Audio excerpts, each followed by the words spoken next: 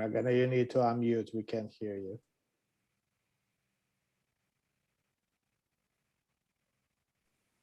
If you can just repeat the last 2 minutes, it's still on mute.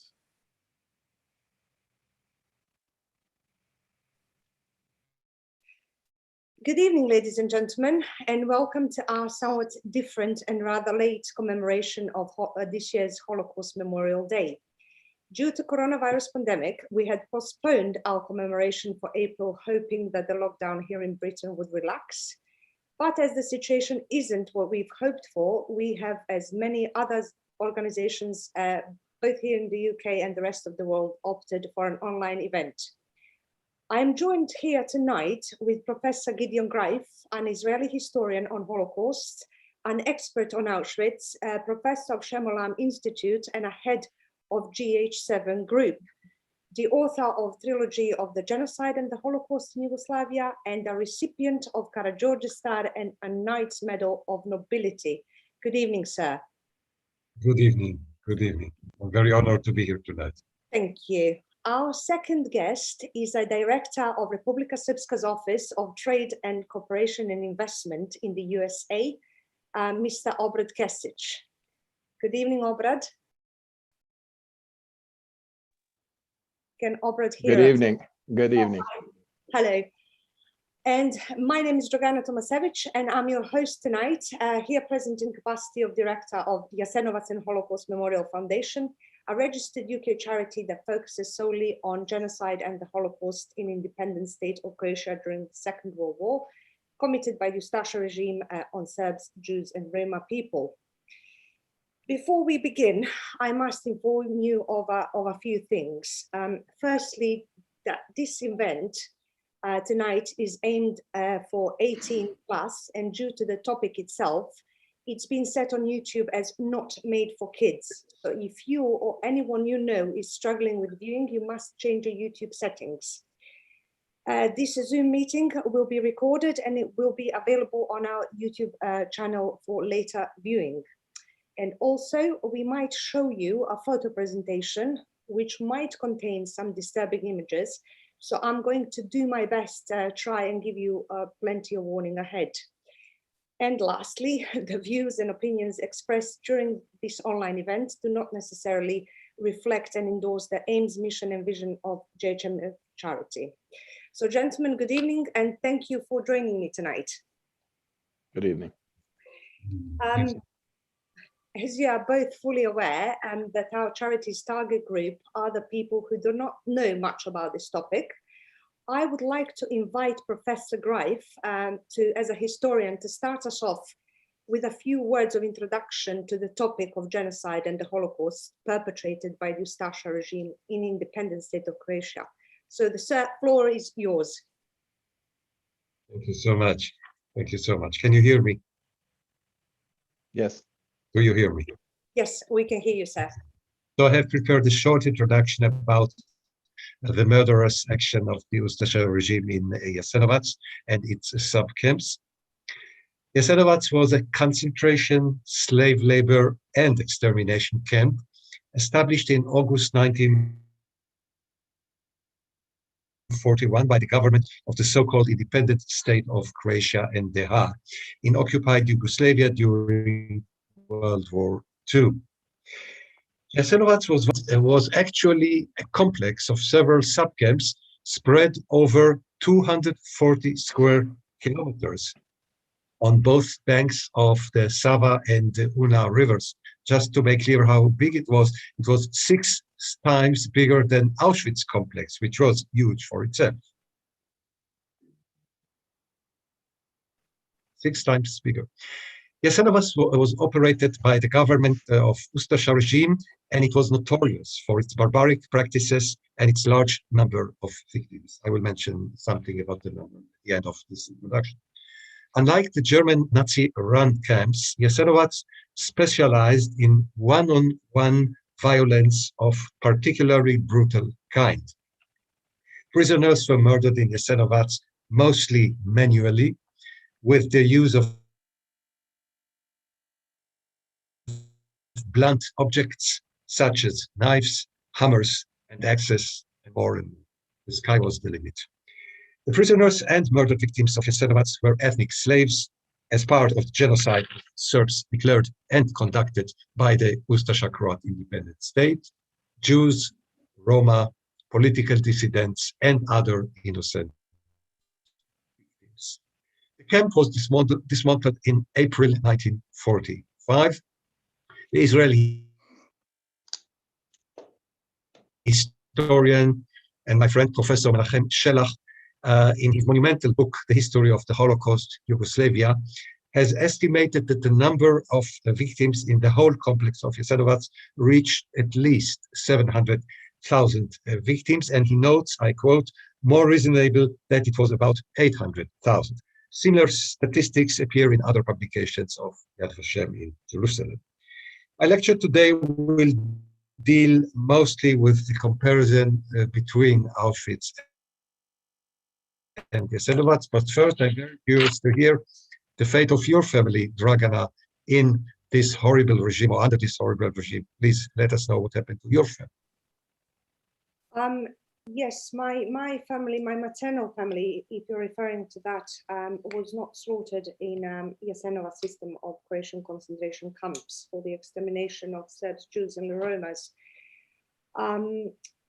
But yes, I do know a bit about that bit of history, although I'm not a historian as yourself. I know this bit because the darkest pages of human history were made right on my doorstep. I'm a descendant of survivors of what we call the Great Slaughter that took place in the villages of Šargovac, Drakulić, Motike, Coal Mine Rakovac, and primary school in Šargovac on 7th of February in 1942. This particular event is dubbed in history as the single largest mass slaughter outside concentration camps during the 4 years of independent state of Croatia's existence. It was carried out in less than 9 hours, and 12 Ustasha soldiers managed to slaughter 2,300 people in a single day without a single bullet being fired. Every single victim met their murderer face to face on their own doorstep before being manually slaughtered in cold blood. What I'd like to do is simply quickly try to explain how 12 people managed to slaughter over 2,000 people in a single day, just randomly dispersed in villages. So before Second World War, my maternal family was a quite well-off family. My great-grandfather, Peo, was a wealthy man indeed. He had 11 children, 8 sons and 3 daughters, and being located out on the outskirts of city of Banja Luka, which is today Bosnia and Herzegovina, entity of Republika Srpska, they were agriculturally orientated, so they were farmers. The typical Orthodox household, village estate of that time was in fact multi-generational household related by blood. In some of these households, such as our cousins George Stijakovic, lived as many as 35 people. So this sort of extended agricultural collective is a traditional custom by the Orthodox population outside cities of Bosnia and Herzegovina, Serbia, Croatia, Montenegro, and Macedonia, and it's mostly practiced by the Orthodox population only. We know by the last census before 1941, so that was 1931, that over 60% of the population in these villages were Serbian Orthodox and just under 40% Catholic. There were no other religions or any other ethnicities, Orthodox and Catholic hamlets around the villages were mixed in sort of no particular order. But what played a crucial role in the slaughter of these villages was a particular movement that was happening within Catholic population prior to the start of the Second World War, called Catholic Action. A prominent Catholic scholar called Ivan Hans Merz was personally invited by Pope Pius XI to organize Catholic Action in the Balkans, which he did, and it was named Eagles. During the Second World War, they renamed that movement into Crusaders. before the Second World War broke out, Eagles Crusaders had over 700 troops with more than 30,000 active Catholic members, and every troop was led by a local Catholic. So when the independent state of Croatia was proclaimed, this new government, the Ustasha government, was relying on Crusaders for help. Majority of Crusaders members helped the Ustasha regime throughout the war, and many of the Crusaders were in Ustasha military. They were Ustasha soldiers. So during the Second World War, Crusaders organized voluntary village armed guards to monitor this non-Catholic population. And this was the case in these three villages. We are now painfully aware that the great slaughter of Šargovac, Motike and Drakulic was planned amongst other places in Petricevac monastery as well by the Ustasha commissioner for Banja Luka, Viktor Gutic, Fra Miroslav Filipovic and Monsignor Nikola Bilogrevic. Fra Filipovic was given 12 Ustasha soldiers from Poglavnik's 2nd Bodyguard Battalion to perpetrate the genocide. These 12 Ustasha soldiers were from Herzegovina, so they were not local people. They did not know the terrain. They did not know the layout of the villages, nor Serbian households. So Fra Filipovic also knew that. And he organized Crusaders members from the villages they lived and knew their neighbors to help out these soldiers by rounding up people, leading them onto their neighbors' homes and so on. So organized in that manner, no one had chance to hide or let alone survive. So what happened on that cold morning of 7th of February? The first stop of this genocidal rampage was the coal mine in Rakovac, where they slaughtered all able-bodied men, the coal miners, who worked there, and I think it was just over 60 of them. My great uncle Lazo was murdered there. But what really sticks out in this event is that after the slaughter of coal miners, the local Crusaders with soldiers, Ustasha soldiers, went to primary school in Šargovac, where Fra Filipovic, impersonating Christ with his disciples, committed slaughter at the school. He blessed the soldiers and showed them how they should slaughter by personally killing a 7-year-old Radojka Glamočanin in front of her school friends and her teacher, Miss Dobrila Martinovic. Fra Filipovic asked Miss Martinovic to separate Orthodox from Catholic children, and they took Orthodox children out in the snow and they made them run around whilst butchering them with a bayonet. My grandfather survived, and this is going to sound ridiculous, but thanks to Germans, he was prisoner of war. He was captured and taken to a slave labor camp in Germany, today's territory of Czech Republic. He was in Stalag 13B. But his brother, a 16-year-old boy at the time, Dragan, survived the slaughter thanks to his mum, who hid him under the bed and covered him with some rugs and pillows. So he watched the entire ordeal start to finish. And that's why we are able to identify every single neighbor who led the Ustasha to our home.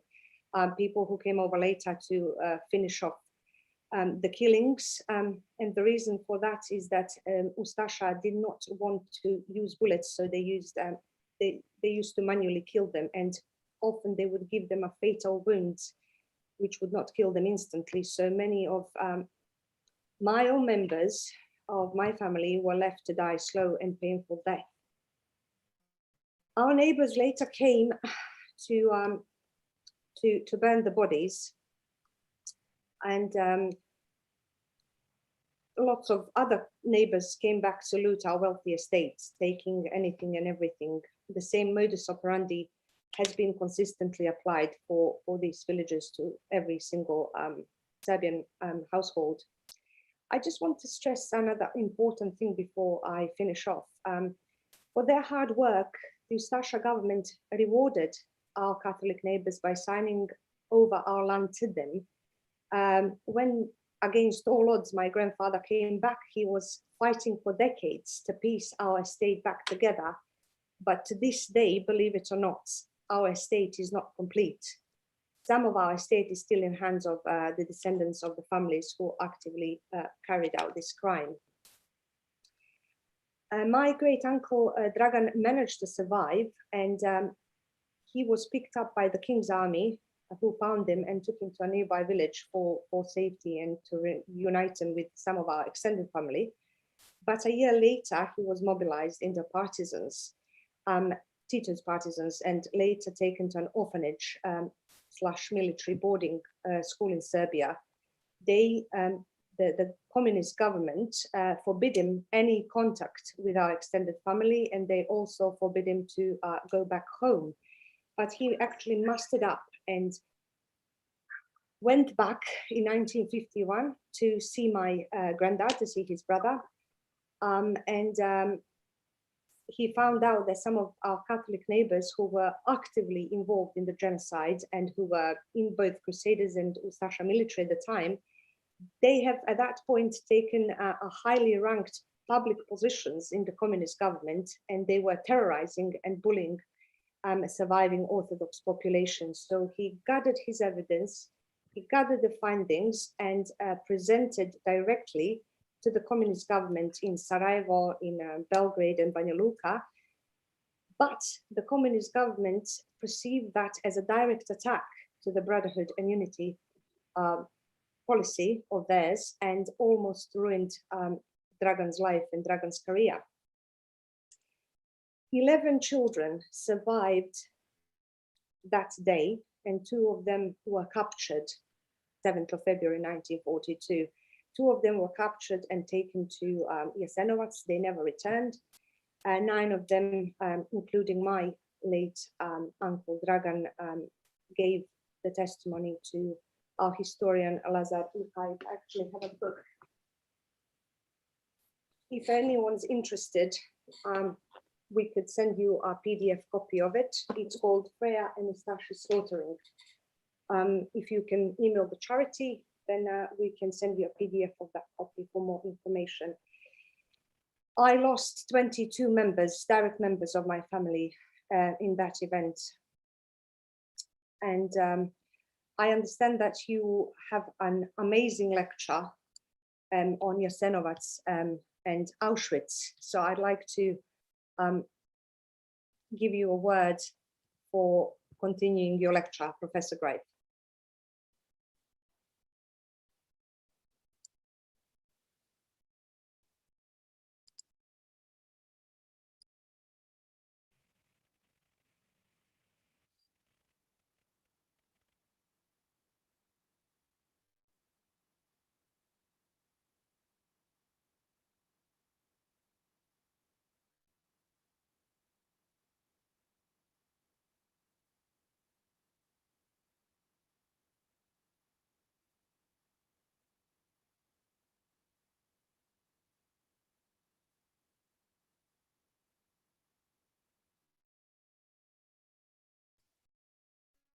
Professor Greif, you can continue.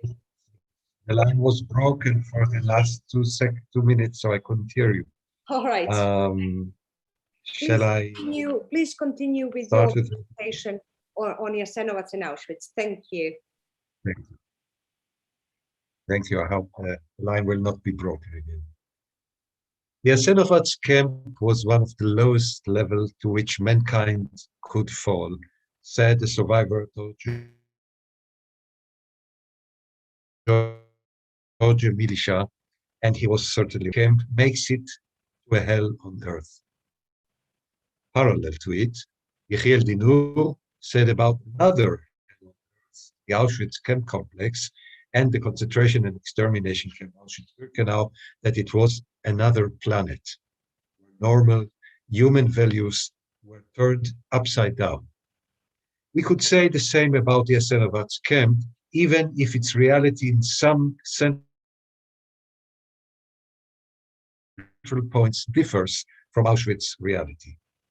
In order to give you tonight some insight in the historical and moral meaning of the Jasenovac camp, I will conduct a detailed comparison, as far as time allows, between Jasenovac and the much more known Auschwitz. By analyzing the differences and similarity between the two camps, we can draw a clearer picture of what the existence of Jasenovac means historically and what it means for us today.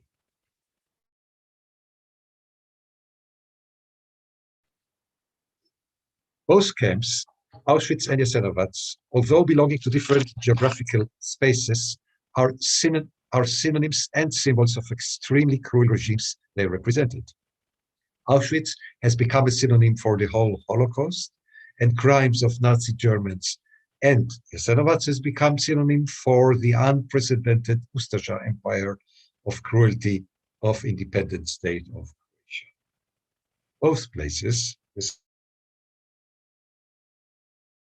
Jasenovac and Auschwitz, embodied the non-human principles of the two regimes and their murderous attitude towards anyone they considered an enemy, an undesirable or inferior person, or those who did not enthusiastically support the regime.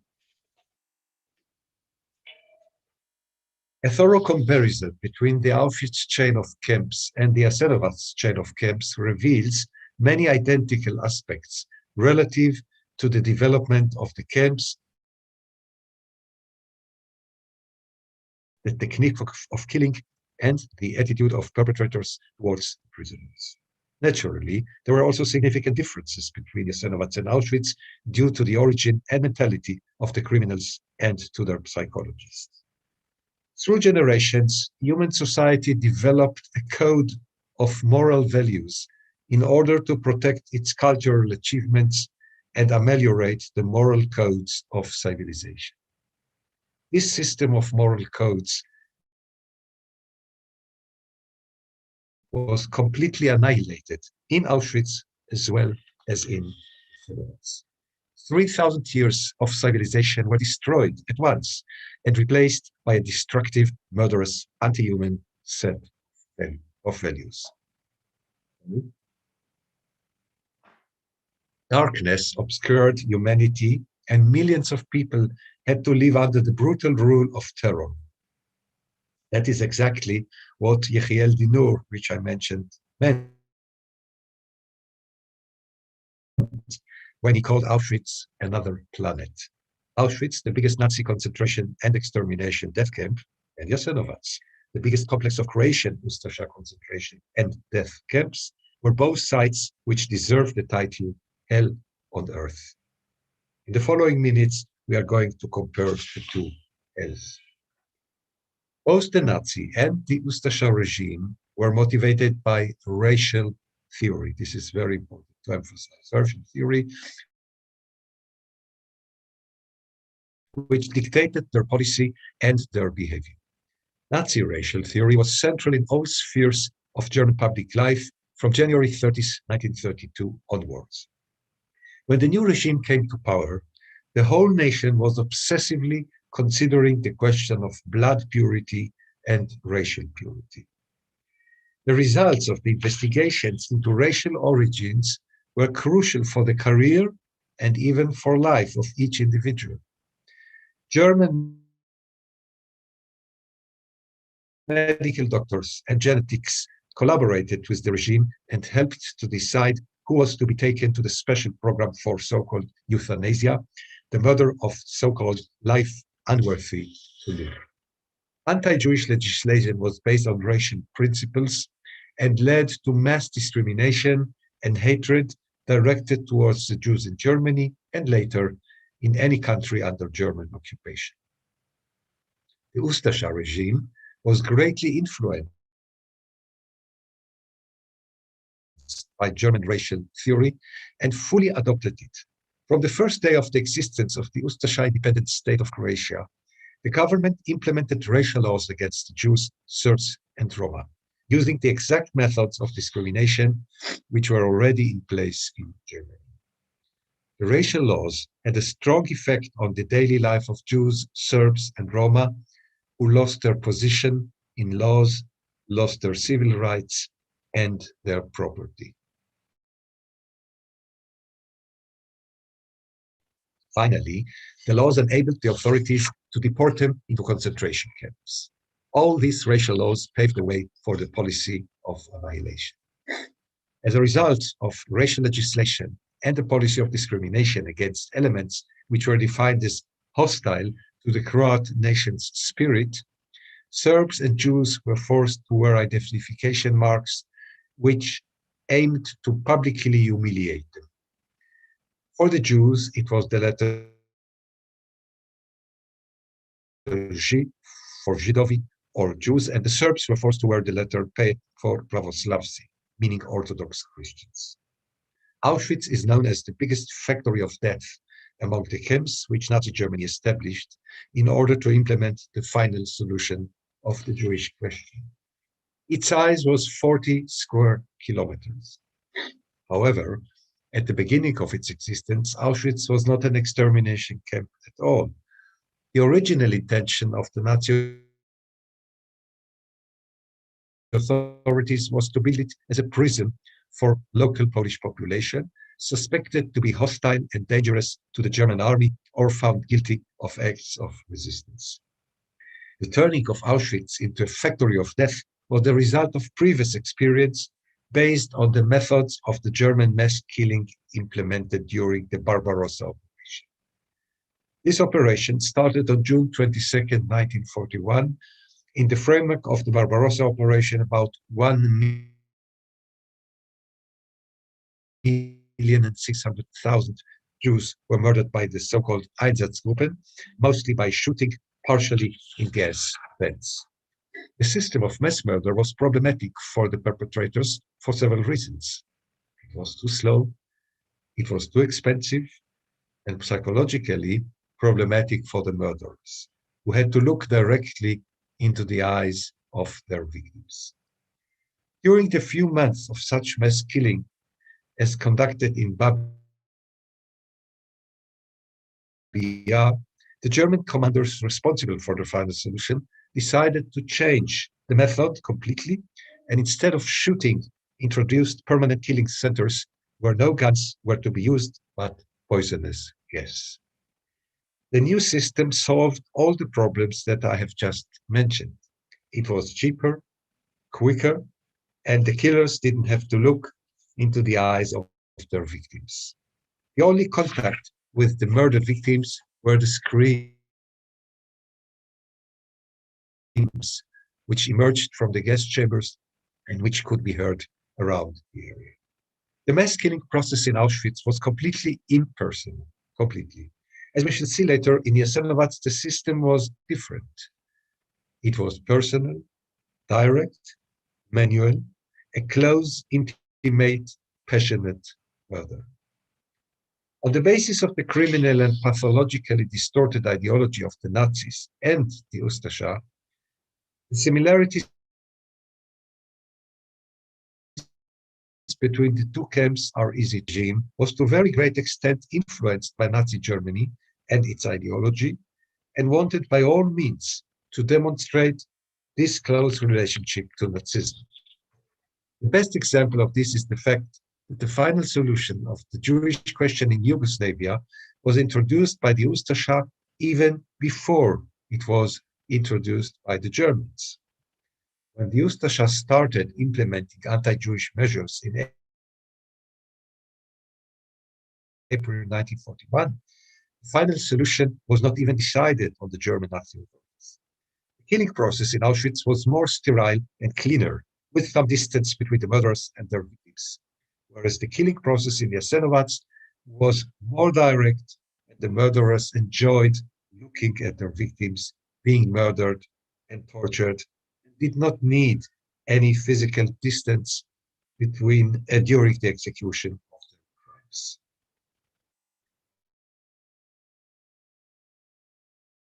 This point demonstrates that the Ustascha killers acted according to more barbaric lines of behavior than the Germans, a fact which even Germans report about Jasenovac. In this sense, the report of General Gleise von Hostenau, German military envoy to Zagreb, is worthy to note. For the German officers, the methods of Ustascha killing were too wild and too barbaric in comparison to the system enacted in the factories of death. Auschwitz, Birkenau, Chelmno, Belzec, Treblinka, Majdanek, Sobibor, Mali, Austerlitz. Despite their demonic crimes, the Germans still wanted to be considered cultured. Photos which exist show us the amusement and fun of the Ustasha murderers while performing their crimes and monstrous competitions. Who will kill more overnight? They didn't have psychological problems while doing their cruel deeds, nor did they feel any twinge of conscience. I would like to show some of the presentation I have prepared for tonight. Can you see it?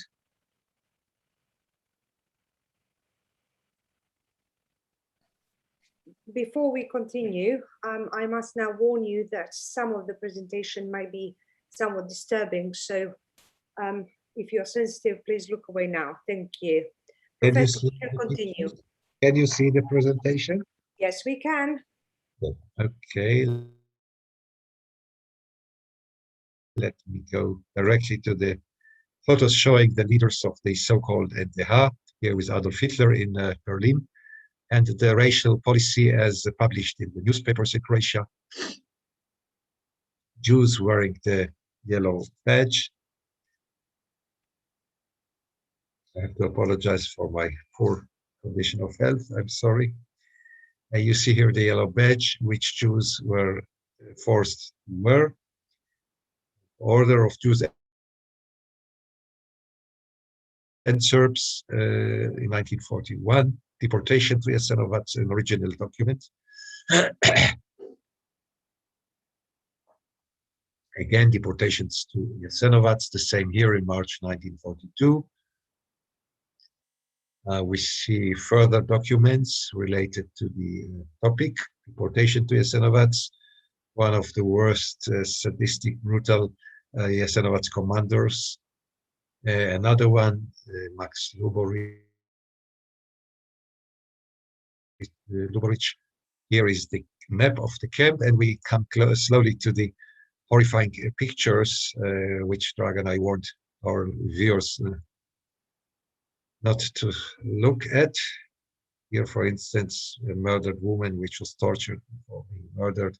And this is the infamous Serb cutter used in Jasenovac. In one night, they made a competition, and the winner, so to say, succeeded in cutting 1,320 heads of prisoners.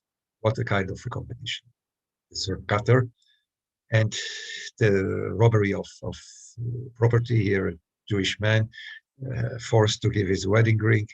And here we see how they murder with their own hands on near the river. And they liked to be photographed doing their horrible crimes. Here, cutting the head of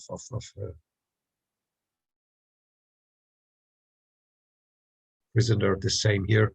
Execution before the camera. They enjoyed it, they liked it. Robbing property here again in the middle of corpse. Oh, this is murdered prisoners. I'm sorry that I have to show you this, but this is the cruelty of the Ustasha. We should see it, we should learn it, we should publish it.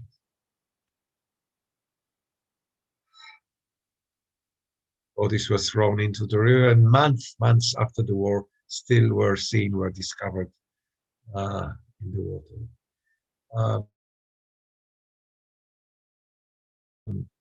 The Croats even did something the Germans did not do, establish special camps just for children or for women with children. Even the Germans didn't do such crime. We see here victims, several victims, Jews and non-Jews, who were brutally murdered by this murderous regime. This is the murder of a Jewish citizen, Mr. Spitzer, Mr. Cohen, and the sign today. Just a few photos to show you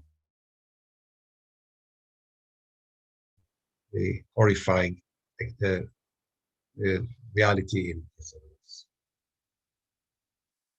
The report of General Gleise von Horstenau, which I mentioned, is significant. He was a German military envoy to Zagreb, and in his report he complains about the barbaric methods of the Croats. Despite their demonic crimes, as I mentioned, the Germans still wanted to be considered cultured. Photos which exist show us the amusement and fun of the Ustasha murderers. We could see it here in the photos, which I've just shown to you, presented to you, while performing their crimes and monstrous competitions. Who will kill more? The difference allows us to state that the killing process in Jasenovac was much more barbaric, brutal, and primitive. The sophistication needed by the Germans to protect their soul was not needed by the Ustasha killers. In order to implement the new killing system in Auschwitz, a new mass murder process was developed based on the use of poisonous gas, Cyclone B in this case. At the beginning of 1942, two sites of mass murder were prepared in Birkenau, a sub-camp of Auschwitz, to which the killing activity was transferred from the main camp, Stammlager. The murder was conducted in two buildings, the so-called Red House, or Bunker Number 1, and the so-called White House, or Bunker 2. The first transports of Jews who were deported to their deaths by the Reichssicherheitshauptamt, the main office for security of the nation, reached the new killing facilities in Birkenau in February 1942. Due to the process of further modernization, the two bunkers were temporarily abandoned, and 4 new modern buildings emerged in spring 1942, gas chambers and crematoria. This steady tendency of the so-called modernization of the industrial mass killing is strongly differing from the mass killing in Jasenovac, where the process of killing can be defined as very primitive from the beginning until the very end. That doesn't imply that the primitivity had any impact on the number of murders of victims, but shows the primitive way of thinking of the Croat Ustasha criminals who were satisfied with their own bestial ways of killing and did not look for ways of modernize, pleased as they were with the existing methods. The German method resembles a typical industrial process, namely, the purpose was to obtain the greatest results, in this case, the murder of the highest number of innocent people, for the least cost. Nevertheless, the teams in these camps, the Nazi Germans and the Ustasha Croats as well, had a very important common denominator. They were trained not to show the slightest sense of mercy, sympathy, or contrary. They enjoyed the brutal and aggressive behavior and looked for new methods of torture, a way to prolong the prisoner's death, and competed who could inflict the most extreme torture, humiliation, and death. The Ustasha, however, were very happy to dirty their hands, and the bloodier their hands, the happier they were. Inside the German killing facilities, the principle of remaining clean, sauber zu bleiben, was conducted by using Jewish slaves in a variety of activities which allowed the German murderers to keep their hands clean.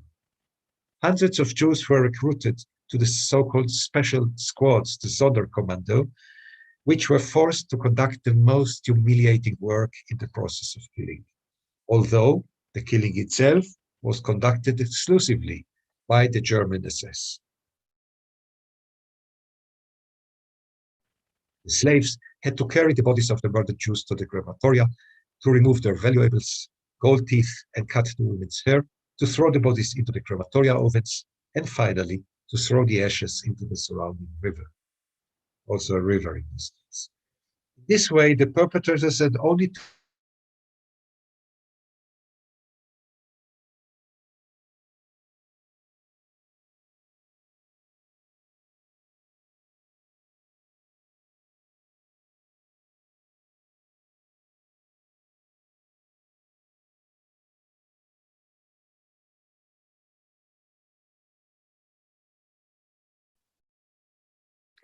We seem to have lost a contact with Professor Gray. We'll give him another couple of seconds, hoping the connection will restart.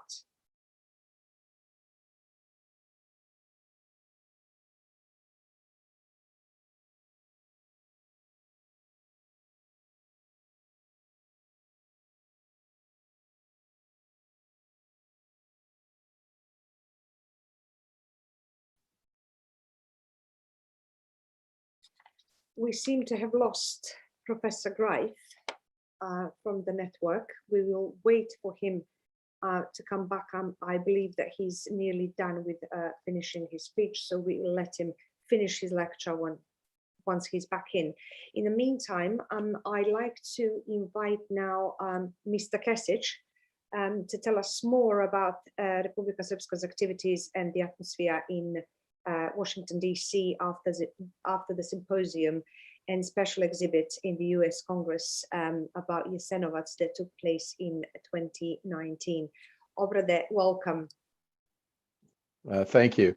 Let me begin by saying it is an honor for me to participate in this event on this anniversary of the uprising escape of about 600 prisoners from Jasenovac and the formal liberation of the Jasenovac death camp.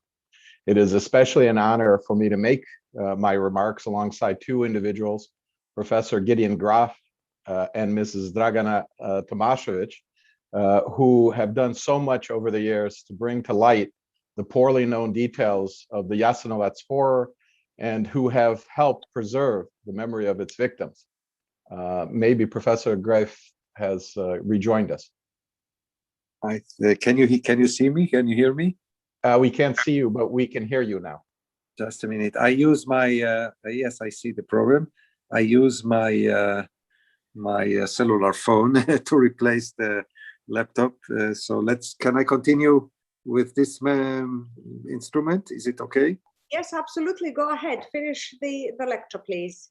Okay, I'm sorry. My That's laptop. okay. It happens. Okay, so Himmler said, we will never get our hands dirty. We will remain clean. Wir werden sauber bleiben.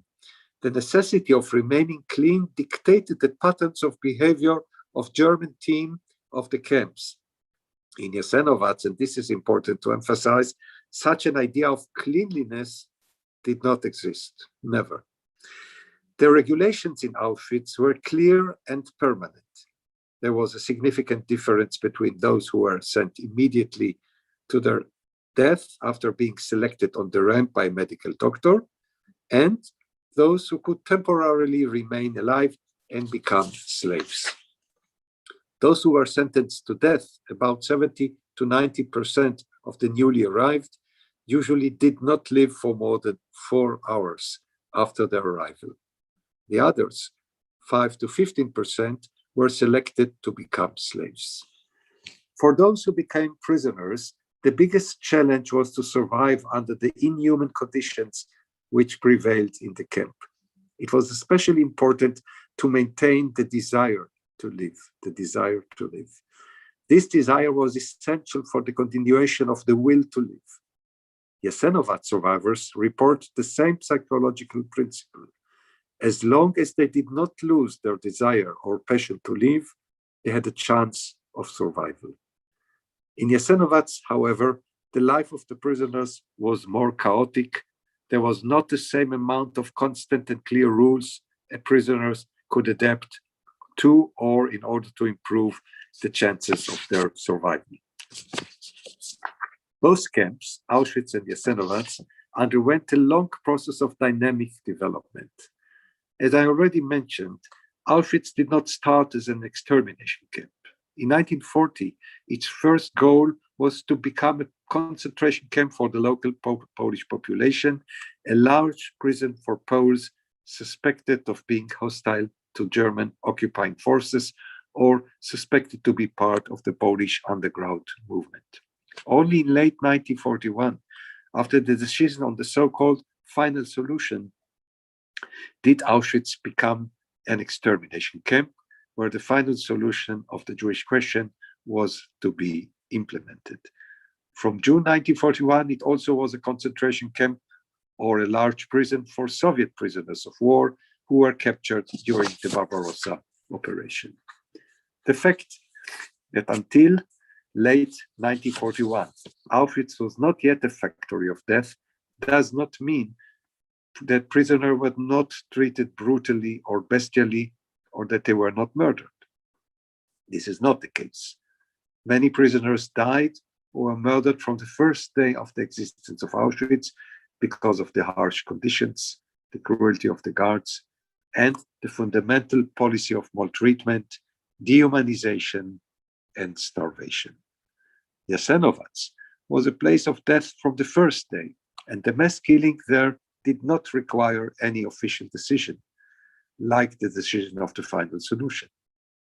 Nevertheless, even Jasenovac underwent some changes which were caused by the war developments or by political changes in the region, and it was dependent on the successes and defeats of Nazi Germany.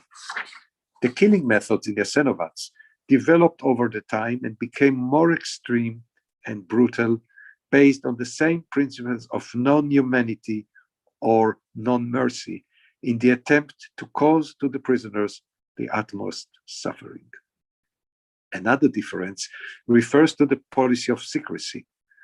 The Germans tried to hide the reality from their victims by disturbing lies and fake information of what awaits their victims, disguising the killing sites as showers or public baths. The murderers of Jasenovac were more direct and thought they had nothing to hide, committing their crimes under open skies. A very clear point of similarity is the greed of both the Germans and the Ustascha. The victims, murdered or imprisoned, had to hand over all their property which they brought to the camp, and the perpetrators were now the new owners of their property. Possessions such as apartments, bank accounts, jewelry, valuables were already confiscated before arrival in the camp. The Germans were no doubt the greatest murderers in history, but also the greatest thieves. The Ustascha acted under similar lines and started the confiscation of property of Jews and Serbs by April 1941. The Ustascha authorities, under the leadership of Polkovnik Ante Pavelic, tried to imitate Germany and became even more extreme. The pupil wanted to become more extreme than his teacher. Another point of similarity is the fact that the camps were a state within a state or inside a state. No ministry, no court, no politician could intervene in the reality of the regulations of the camps. The SS and the Ustascha saw the camps as their own kingdom and felt they could do anything without being criticized, inspected, or punished. They felt they could continue with their barbaric crimes forever. Indeed,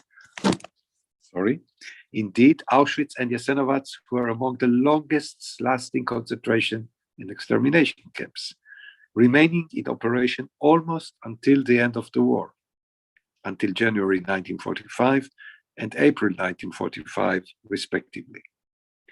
Until the last moment, the camp staff were sure they could go on uninterruptedly forever, not realizing that the war was going to come to an end very soon.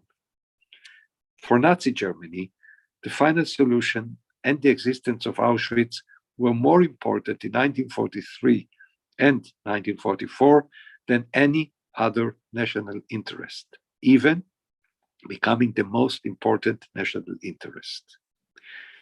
In light of imminent defeat in the war, the annihilation of the Jewish people was considered the most important goal. Yes, national interest number one. The Ustascha came to the same conclusion and considered the continuation of Jasenovac as the most important interest of the so-called independent state of Croatia. Another point of similarity is that in both camps, there was a total loss of sanctity of life. The life of the victims had no value, whereas death was worshipped. In both places, death was developed into an art and into an ideology. It seems that the members of the SS and the Ustascha competed among themselves who would become more cruel, more evil, more barbaric, and more sadistic. The policy of non-human attitude prevailed in both places, robbing the prisoners of the minimal human dignity, minimal living conditions, minimal sanitary conditions, trying to ruin their inner spirit and their psyche, exploiting their bodily strength, and finally killing them in various methods, by poisonous gas, burning alive, cutting bodies into pieces, starvation, beating, hanging, etc. In my book, Auschwitz, Jasenowac's Auschwitz of the Balkans, I have revealed not less than 57 methods of death. One was not enough for the Ustascha. 57 different ways. Yes, I have it here, so people can see it. Thank you. Thank In you. both camps, Oh, in both camps, an inversion of values existed. In Auschwitz as well as in Jasenovac, a different scale of values was adopted, which stand opposite to the normal values of the world before World War II. In other words, the 10 commandments were reversed. For instance, thou shalt not kill. It was reversed into thou shalt kill. There is a famous sentence written by Jewish poet Paul Celan that says, death is a master from Germany. Tod ist ein Meister aus Deutschland. The same can be said about the Ustascha. Death is a master from Croatia.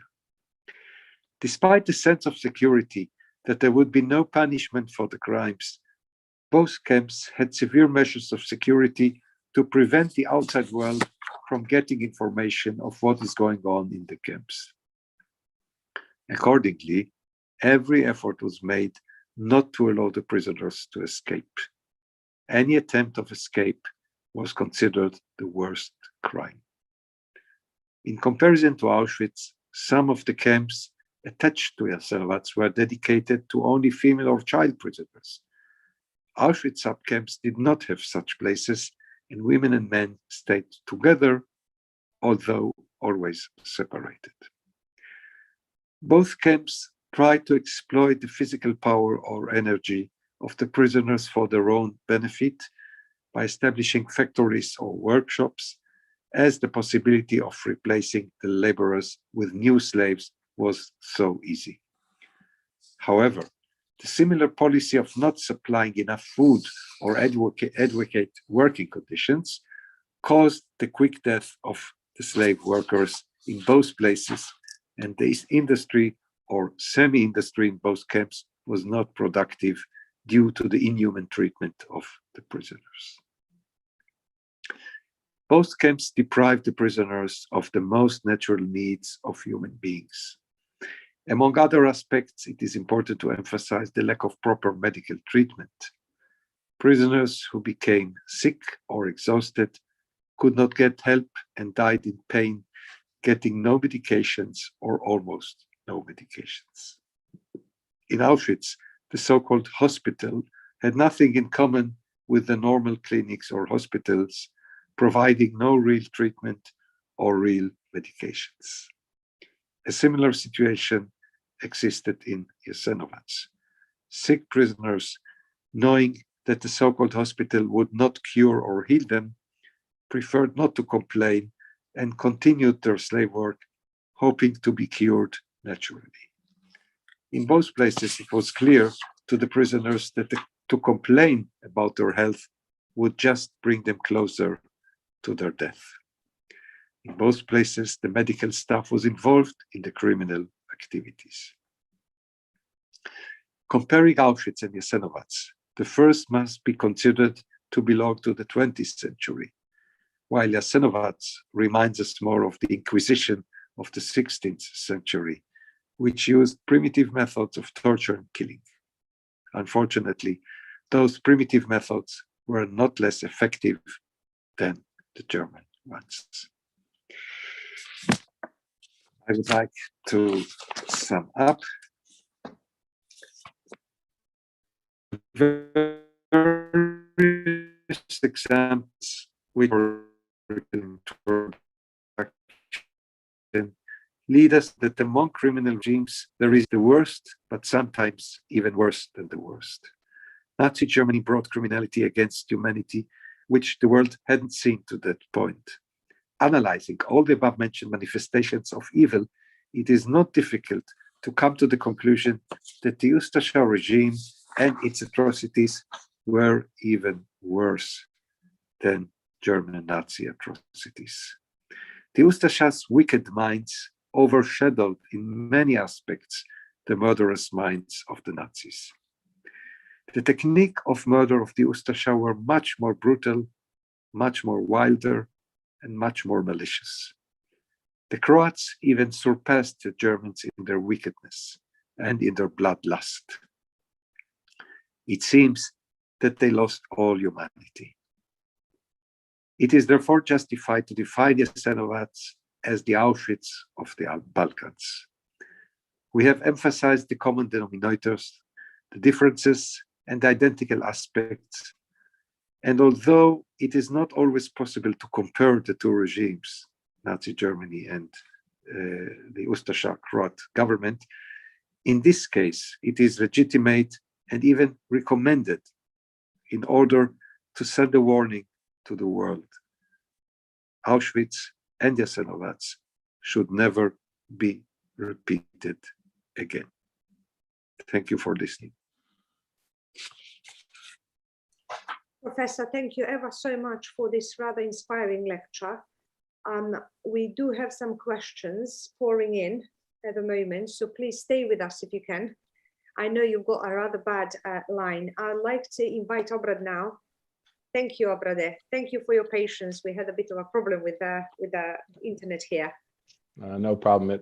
These events always virtually end up with some technical issues, yeah. But it's not easy to follow the professor with such a detailed and thorough and emotional presentation.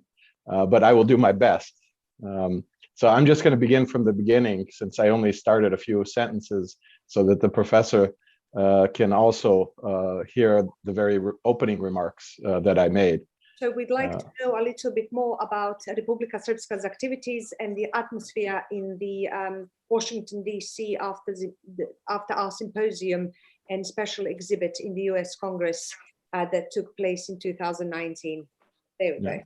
My remarks cover both the development of the atmosphere, how it was during the 90s and the most difficult period in trying to commemorate the victims of Jasenovac, but also focuses on this much more open period of time following the exhibit in 2019.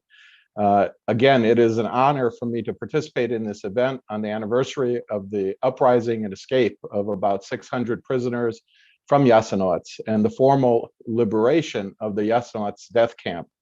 It is especially an honor for me to make my remarks alongside two individuals, Professor Gref and Mrs. Dragana Tomašević, who have done so much over the years to bring to light the poorly known details of the Jasenovac horror and who have helped preserve the memory of its victims. At the beginning of my remarks, let me offer this reminder of the importance of commemorating the victims of Jasenovac. As His Eminence, Serbian Patriarch, His Holiness Porfirije has stated, it is important to penetrate oblivion, but at the same time, one should prevent it from becoming a reason for resentment, and everyone should look into their own heart and pray to God that something similar never happens again.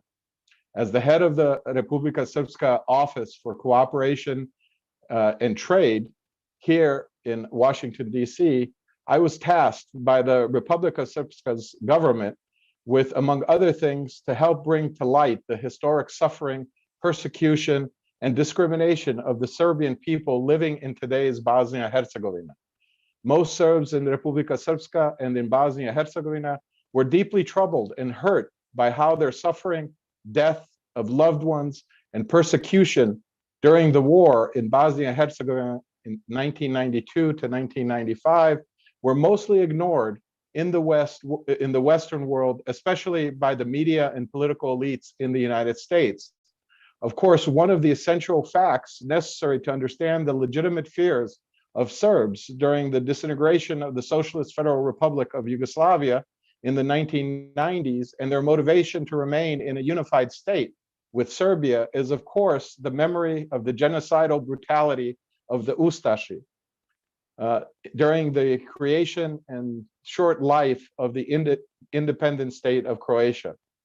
The fact that many of the most zealous and strident Ustashi murderers were Croats and Muslims from Herzegovina and other regions of Bosnia created a very real fear among Serbs that the commitment of never again made after the Second World War was as hollow as the commitment to brotherhood and unity, which was the essential foundation of communist Yugoslavia.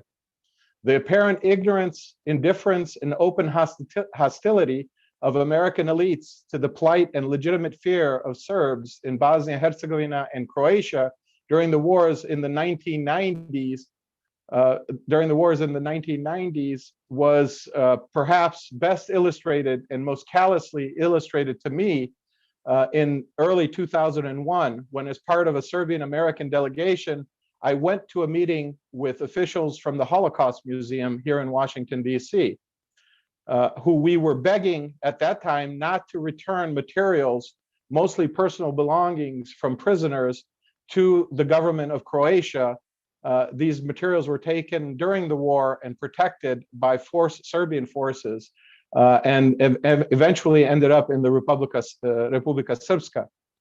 These were taken from the Jasenovac Memorial Complex and were hidden during the war because it was a situation of shifting and chaotic front lines, and often these documents, archival material, and personal belongings of prisoners ended up being threatened. So as a result, many of these documents, archival material, personal belongings of Jasenovac's prisoners ended up being stored in the basements of churches and other public and private buildings throughout the Republika Srpska.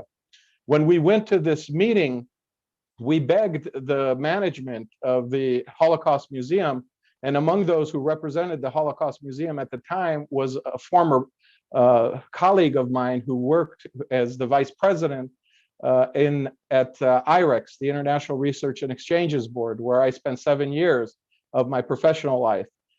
Dr. Wesley Fisher at that time was very instrumental in getting the meeting organized and allowing Serbian American representatives to discuss this issue with the leadership of the Holocaust Museum. When we entered this discussion, very quickly we were told that the fate of the material was determined by international law, that the museum had an obligation to return this material to Croatia, and that there was very little, if anything, that can be done.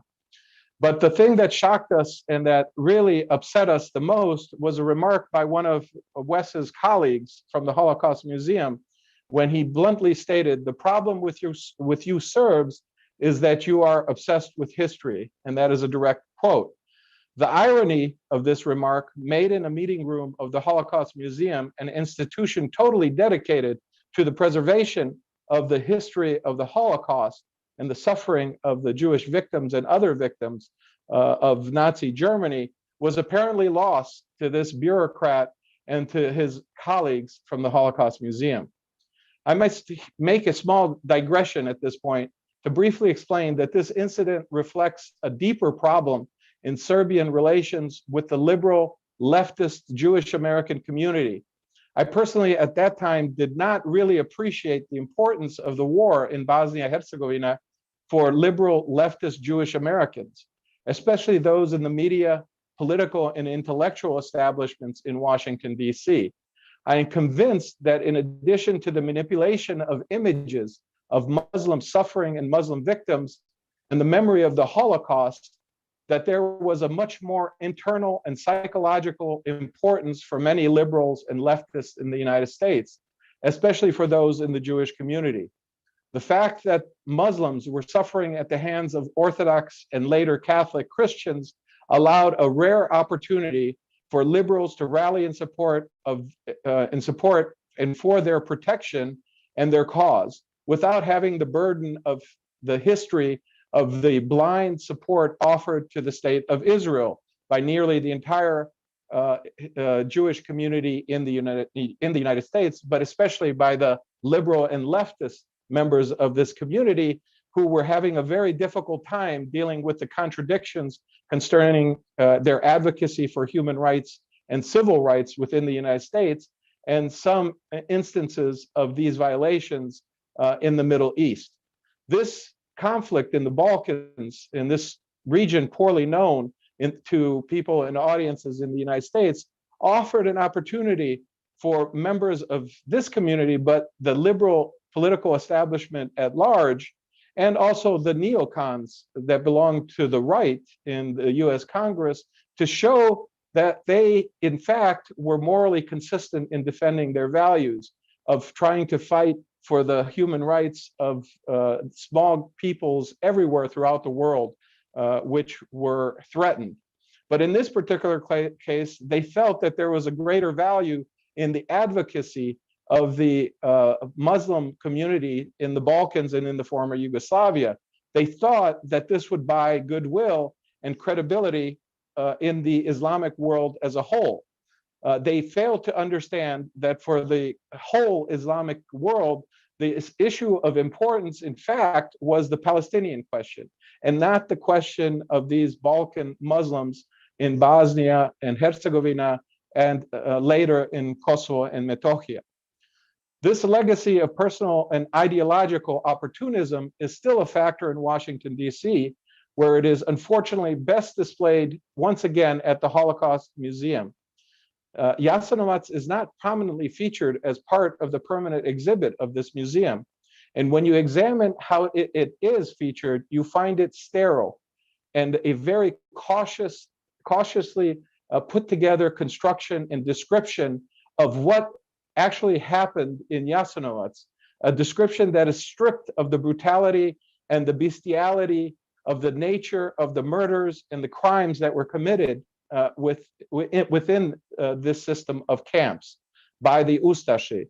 The nature that was so effectively and emotionally and brutally described by Professor Greif.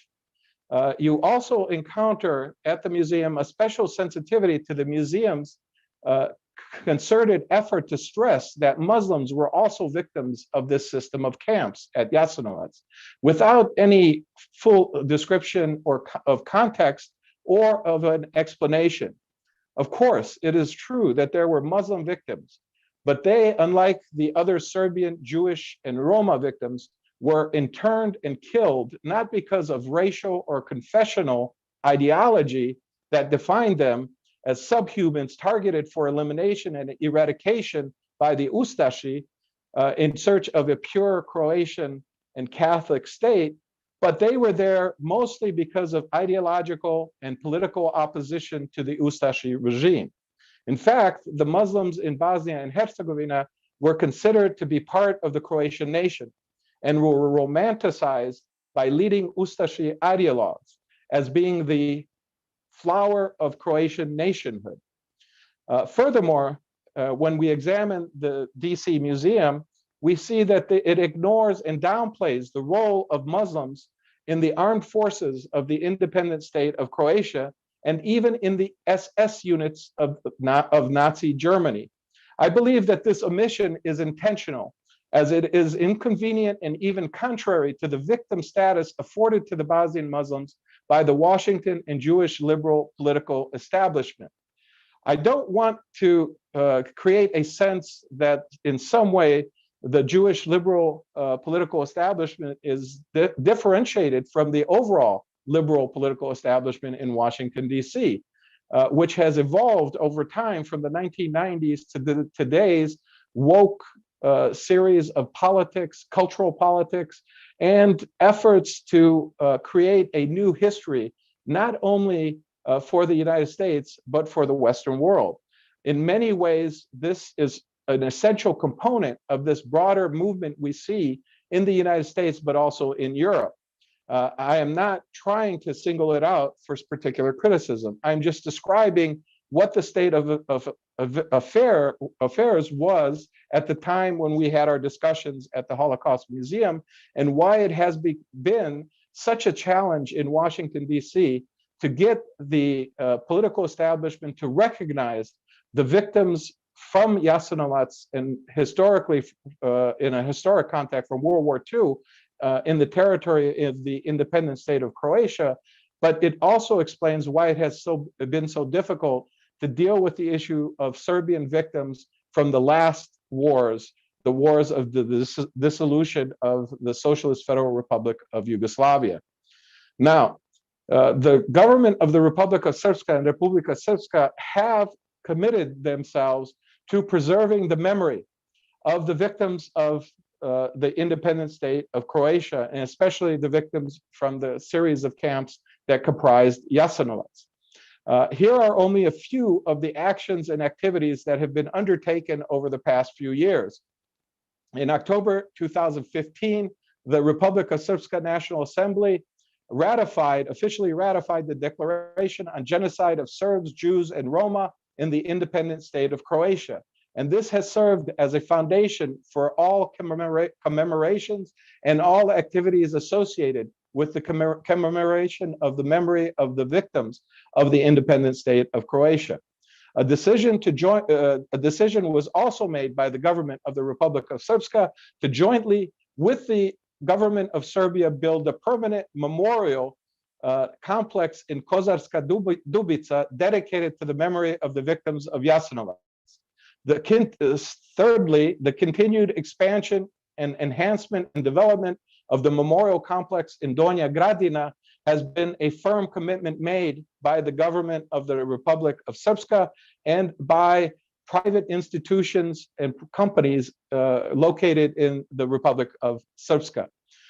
This center has become traditional place of commemoration of the genocide and the Holocaust in the territory of the independent state of Croatia, which has drawn interfaith and international visitors and participants in the annual commemoration. Also, the government of the Republic of Srpska, in a joint undertaking again with the government of Serbia, has committed to the preservation of the archival documents, personal oral histories of the victims of the independent state of Croatia and of other original materials from Jasenovac itself. There's also a commitment to finance and fund film, literary, art, and historical exhibits, performances, works that would preserve the memory and legacy of Jasenovac and other victims on the territory of the independent state of Croatia. The long-term commitment to enhance and continually support the Ari Livni Jewish Cultural Center in Banja Luka is a part of the commitment to commemorate the Holocaust, Jasenovac, and the suffering of the Jewish community, not only in Banja Luka, but on the entire territory of the Republic of Srpska during the time of the independent state of Croatia. The commitment also to pass restitution and return property laws that would return property to Jewish former families and landowners who suffered during the Holocaust on the territory of the independent state of Croatia, but also those Jewish members of the Yugoslav community that left for Israel in the 1940s, unfortunately has been blocked by a decision of the High Representative. And as a result of that, these laws are not in effect, but the government is committed to, once the office of the High Representative closes, to review this issue and to pass the just restitution laws that have been proposed earlier in 2003. And finally, the government is committing to supporting the efforts of the Serbian Orthodox Church in preserving the history of the persecution of the church, bishops, clergy, and the faithful who were persecuted and specifically targeted by the genocidal policies of the Ustashi. Our office of Republika Srpska in Washington, D.C. has been tasked with doing this through various activities at the local level. I've already described the exhibit and special discussion we held in the US Congress in partnership with the Serbian National Federation and with the Jasenovac and Holocaust Memorial Foundation. And also the exhibit was developed by the National and University Library of the Republic of Srpska. We are currently planning other events as soon as COVID restrictions allow. And finally, in closing, let me finish with these brief remarks by explaining why I feel this is especially an opportune time to attract greater attention to the horrible reality of Jasenovac and to the forgotten victims of genocide, to genocide committed by the Ustashi. First, the legacy and memory of the wars of Yugoslavia's dissolution have faded in the minds of the Washington, D.C. establishment. As a result, there is more openness to discussing Serbian victims and to acknowledge the specific horror of Jasenovac and the bestial Ustashi. This has created a favorable environment for discussing the Holocaust in the independent state of Croatia without the manipulative symmetry of comparison to the war crimes and atrocities committed by Serbian forces during the wars in Croatia and Bosnia and Herzegovina. Unfortunately, there is still a lack of willingness to acknowledge the full suffering of Serbian victims from these most recent wars, but even these things are opening up, and I fully expect that the Washington, D.C. establishment will be much more open to hearing about even these victims. Finally, the publicity and success of the movie Dara from Jasenovac, despite a few chauvinistic and openly political reviews in the US, has focused attention on Jasenovac. The publication of personal stories of survivors and their family members in the media and social media has revived their powerful stories of suffering and heroic survival, both among Serbs, wherever they may live. But more importantly, the story of Jasenovac has provoked a broader public interest in the US, Russia, Israel, and Europe. I want to close by restating something that the Serbian member of the Bosnian presidency, Milorad Dodik, and currently the presiding member of the Bosnian presidency, has stated. For those who ask us, why is Republika Srpska important? I say, look to Jasenovac and to Donja Gradina, and there you will find all of the answers. This, in fact, represents how Republika Srpska, its survival, its creation, is deeply rooted in the suffering and the victimhood of the victims of Jasenovac and the independent state of Croatia. May the memory of these victims be eternal. Večna pamjat. Večna pamjat, and thank you ever so much for such an energetic speech. That we would come to the end of our presentation tonight. I'd like to read out some questions, so whoever feels they should answer, they can answer. But I've just been made aware that our little presentation is being live streamed as well on Infores portal and their YouTube channel. So big thanks for Infores, for Stanislav, Gojko, and Miljana. I will flick between the screens because I've got some questions on email, some on their YouTube channel, some on our YouTube channel. So I believe that Ivan has already copy pasted the questions in our chat. So it's loads of praise, loads of thanks and statements. So Bob Ivkovic says, okay, I've lost Bob Ivkovic here amongst these questions. Okay, hold on. Bob Ivkovic would like to know a little bit more about how to install this important history in the museum, which is in Canada, probably under Asper Foundation. So we will leave that for now. And we will go to Željko Vraniš. It says, is it possible to establish a date for all concentration camps remembrance commemoration?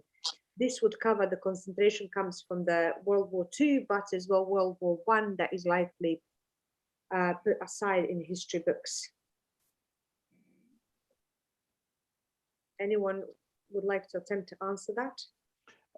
If I could describe briefly that there is an effort underway between the governments of Serbia and the Republika Srpska to try to coordinate and establish a single date which would mark the commemoration of the victims of the Second World War. But there's also discussions that have focused on World War I, which also perhaps can lead to the establishment of a single date and a joint commemoration between Serbia and the Republika Srpska, because as many of you know, there were a very large number of volunteers from the territory of Austria-Hungary, Serbs who went, and others, not only Serbs, but there were many Muslims who went and volunteered to fight in the Serbian army during World War I. So there are ongoing discussions. Part of the problem is that the Republika Srpska, as part of Bosnia and Herzegovina, has been constricted by the law on holidays, or the lack of a law, and the debate that has followed. But there's also a very practical issue, which is there is a limit on the number of paid holidays. And a lot of that is subject to internal discussions and agreements between unions, organized labor representatives, with the government of the Republic of Srpska, but also with the union that represents the companies, the individual business owners that would be bound to add an additional day of unpaid holiday commemoration for the workers. So there are practical issues that serve as a barrier, but there's also a political barrier that has been placed on the Republika Srpska, which limits the flexibility in terms of trying to come up with some national holidays.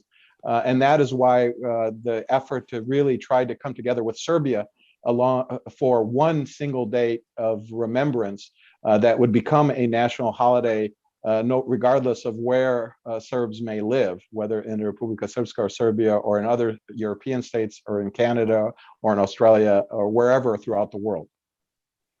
Thank you. I've got a next question from Michelle. Michelle is asking, Dr. Greif, do you think what is the number one reason why the Serbian genocide is largely unknown by the Western world? Well, because it was suppressed for so many years and was hidden. Now it's time to reveal it and publish it. That's what we are doing tonight. Yeah. That's what I'm trying to do in the last 6 years with the publication of my 3 new books, which you have shown to the camera. Hopefully they've seen high time to stop the hiding of the crimes perpetrated in Jasenovac and the Ustasha by the Ustasha regime. Yeah. I've got a next question on JHMF Facebook page. It comes from Anna, and it says, "What happened to the petition?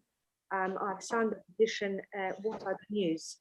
So I will answer that. Basically, for those who are not aware, on 16th of March, I believe, this year, Logoraši of Jasenovac, Jastrebarsko have went for a last breakthrough with this resolution, proposal of the resolution towards Serbian parliament. We have gathered over 700 signatures in that petition alone, and over 100 organizations throughout the world. I was coordinating that effort.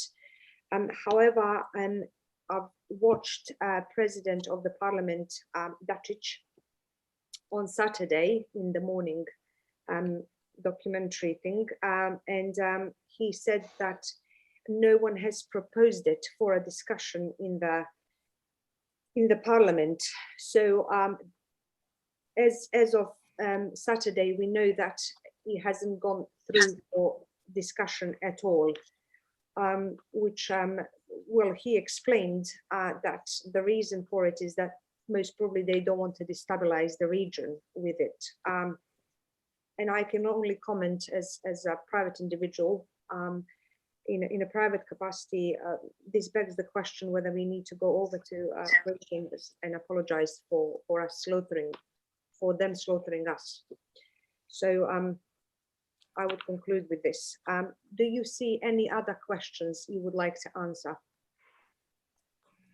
So it's in the chat under our YouTube channel, or actually in our private chat on Zoom. There is one. Why do you think there were no excavations of Jasenovac's grounds in the past 60 or at least 20 years? Wouldn't that help solve the problem regarding the number of victims? Is there anyone who would like to answer that? Or should I think for the same reason, because the subject was not open or was suppressed, so there was no motivation for excavations. But